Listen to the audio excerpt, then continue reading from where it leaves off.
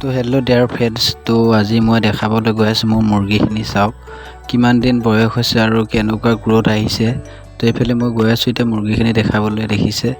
তো এইফালে এতিয়া মই ব্ৰডিঙৰ পৰা এটা মুৰ্গী উলিয়াই আনি এইটো আপোনালোকক দেখুৱাইছোঁ। চাওক কিমান ধুনীয়া গ্ৰ'থ আহিছে মুৰ্গীখিনি। আজিৰ বয়স হৈছে আপোনাৰ 4 দিন, আৰু 4 দিনত যিমানটো ৱেট আহিব লাগে ধুনীয়া ৱেট আহিছে।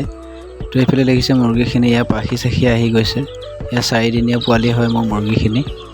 তো আৰু এইফালে দেখিছে মোৰ পিছফালে যিখন হালধীয়া পানী কাপোৰ তৰি থৈ দিয়া হৈ আছে, ইহঁতক গৰম টেম্পাৰেচাৰৰ কাৰণে দিয়া হৈ আছে, কাৰণ ৰাতি হ'লে অলপ ঠাণ্ডা হয় আৰু সিহঁতক গৰম হিট দিব লাগে। তো এইকাৰণে মই ধুনীয়াকৈ ব্ৰডিংটো আপোনাৰ বেৰি দিয়া হৈছে। আৰু এইফালে হৈছে মোনাত আপোনাৰ ঔষধ আছে, মেডিচিন আছে সিহঁতৰ কাৰণে। আৰু এইফালে দেখিছে প্ৰিষ্টাটা, তো এইটো ব্ৰইলাৰ দানা হয়, ব্ৰইলাৰ প্ৰিষ্টাটা দানা, গডৰেজ কোম্পানী। তো এইটো দানা মই এতিয়া মুৰ্গী পোৱালিখিনি ইউজ কৰি আছোঁ। তো ইহঁতক 15 দিন বয়সলৈকে এইটো দানাই খোৱা হ'ব, প্ৰিষ্টাটা।